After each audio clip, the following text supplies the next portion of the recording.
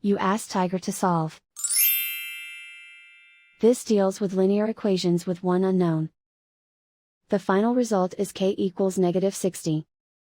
Let's solve it step by step. Group all constants on the right side of the equation. Subtract 4 from both sides.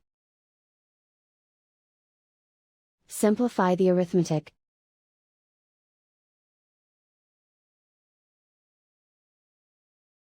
Isolate the k. Multiply both sides by 3. Group like terms.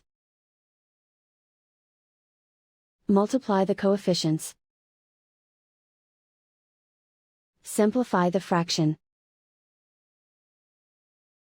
Simplify the arithmetic. And so the final result is k equals -60.